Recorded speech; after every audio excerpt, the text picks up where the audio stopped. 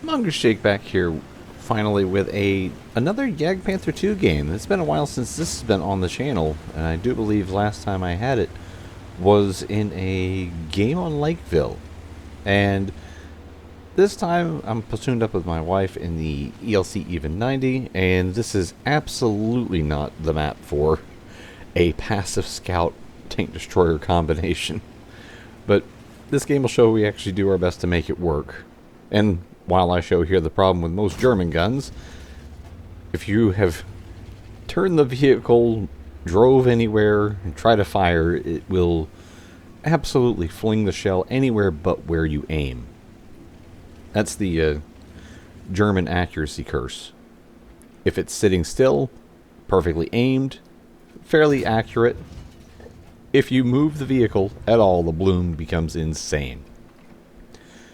And that will rear its head again a few times in this battle here on Himmelsdorf. As you can see, I'm not hanging back trying to stay unspotted, because you really can't. You kind of have to put yourself in harm's way almost consistently on this map. But you can take at least a little bit of precautions to avoid taking too much damage in return. Because, of course, I'm going to be spotted anytime I fire. Like when I hit the Kalana. And that was absolutely me trying to knock that wall down to preemptively be ready. If the Kalana pushes, I want to be able to see when he's pushing. And maybe, if I can, track him when he's out in the open. As you can see, we don't have a large presence over here. We got a WZ-131 kind of hanging around to my left. My wife's kind of doing donuts to stay on the move with the tiny little ELC. And myself and SU-130PM, the Kauri, are all backing her up. While they have a number of tanks down on this side. No fewer than 5 or 6 if you want to count the T-28 prototype kind of halfway involved. But our team is obviously trying to push the hill and hold the alley. And then we're over here either kind of stalemated or maybe make a difference. And that's why I actually blew the wall down first. Is now that gave me a clear shot at the Kalana. Not some random RNG situation where I think he's pushed through and I don't have an outline and I fire and it hits like his gun. Now he is one-shottable for anybody. Especially since he's already used his auto fire extinguisher. And yes, I am trying to blind fire the Scorpion or the BZ that was down there. Which becomes fun trying to hit people in between these train cars. As the T-71 went to reverse for some reason. I don't know why he didn't just keep driving forward. Because he was in cover. But reversing gets him exposed to both myself and the WZ-131. And we're going to see here a few things happen. Keep your eye on the BZ, who takes one hit and then decides to keep coming, not seek cover, and let me reload so that I can then do it again. And WZ drives forward, and I'm hoping he gets out of my way because I can easily finish off this WZ. But I take the chance to actually snag the light tank first. Get rid of the more mobile target. Because the BZ can't get out of there, really. This is the Tech Tree BZ. And now being tracked, he really can't. And seeing where my shot had kind of went off a little bit, I've had this nagging suspicion that if you have debris in between you and your target, RNG seems to increase slightly.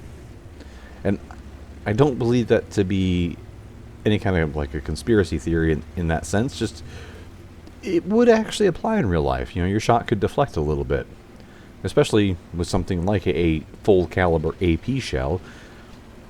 It could deflect, and I don't think Wargaming has implemented that, but it does seem like RNG is a little more, crazy when you do not have your target directly in front of you. Instead, you have some cover in between. Now we're in a situation where we're trying to chase down this AMX CDA, but also avoiding all these shots that are getting flung at me, while getting a good, lucky, but also intended track shot on the AMX. I actually didn't expect it to hit, but I was aiming to track him, because I wanted to keep him locked down, and if I could keep him tracked, then both my wife and the WZ could get freebie shots on him. Now this squall makes a huge mistake here in a second. I am getting myself set up and aiming up, getting ready, and he pulls right in front of my gun. That's where some situational awareness is nice. He had none. And sometimes you just got to be thankful for enemies like that, especially when you're down by almost 1,000 hit points and a tank. Now, I do not know how in the world that bounced, but me eating the shot while I have full health helps out and allows my wife to finish off the M2Y. My shell should have went straight through his armor right there. I had far more penetration than is needed, and it definitely was not an auto bounce angle. Now, even with me being fairly healthy, I do not want to risk a hit from the Kalana, because if he high rolls, that's enough to kill me. However, I can take a hit from the T-54 Mod 1. He has 250 damage. I have 459 HP left.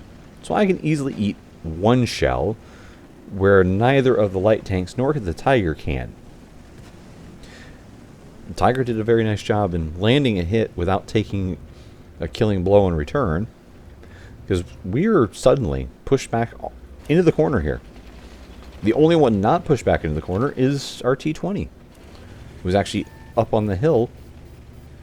And now I'm presenting myself, because out of the ones here, I am the healthiest. So I want to try to discourage the T-54, between the alpha of my gun and the fact that he cannot one-shot me. I am literally just placing myself there as a block. I don't want the Tiger to get taken out. I don't want either of the light tanks. And since we were here talking side by side, I was telling her that she should go and do an end around with the T-20. And if she can get around, she could probably get some shots from behind into this T-54. And then if he turns to face her, I can pull forward. I can't cross, because now we have both the Kalana and Scorpion. But as you can clearly see through the map, she is making her way around the hill. And this is just a patience game. If she can make a round without being detected, and obviously she's not going to be, because he just pulled into proximity range for me, and I'm intentionally going to present myself. Keep him locked down, because she's going to get a chance to get shots. And the T-20 just made it even better. He actually landed in a freebie hit on the T-54 Mod 1, which means she may be able to get around. I'm trying to check my angle and see if maybe I can sneak a shot without getting hit by the Kalana. I don't mind taking a hit from that T-54 Mod 1, but I do mind the Kalana. Because even if the Kalana didn't finish me, if he gets a hit on me, the T-54 Mod 1 could easily get me as well. And she's trying to get a line of sight, is what's happening. And the T-54, where he pulled back to the corner, that's preventing her from getting a good, clean, safe line of sight. And again, there's the bloom of the gun. I didn't want to just sit there and let it aim where he had pulled out. It wasn't worth it, but the chance to maybe snag a hit was just worth flinging the shot. And now what's happened is everybody's been able to vacate the corner. And I'm looking thinking, uh-oh, I'm going to have one of the two enemy tank destroyers coming around to me. And it appears not. I had thought for sure the Kalana was going to push now that the Tiger and WZ had moved. That's why you see me now facing this direction. Now I should get early warning, because they would have to either cross into my line of sight if they're avoiding the cap circle, or I would see the cap start to be triggered. It's one of the two. So I should have at least early warning. Now the Tiger's actually been able to clear off of that road, and now the JgPanther's over here as well. So now they're in full panic mode. And now with both the JgPanther and Kalana gone, it's just a Scorpion over there. She's disengaged to reload, and I've swapped over to HE. And I'm planning to charge in, because then I figured that the T-20, I honestly assumed the T-20 was going to get killed by the T-54 Mod 1, and I was thinking that all we have to do is fight this Scorpion real fast, get him taken out, and then move on to finish up the T-54.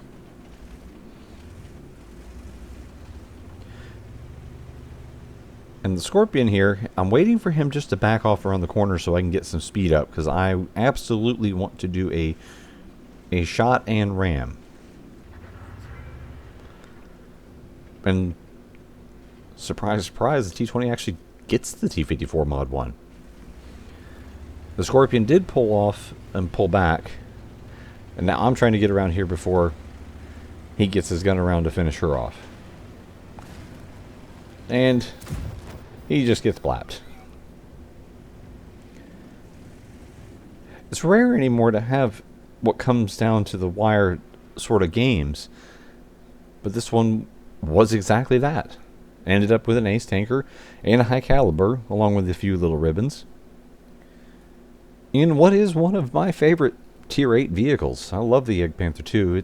I have 3 marked it since I last shared it, and this was a solid game on a kind of odd map for it. But it's capable, more so than the Scorpion G, of being able to fight close range. But I hope you enjoyed watching this, and thanks for watching.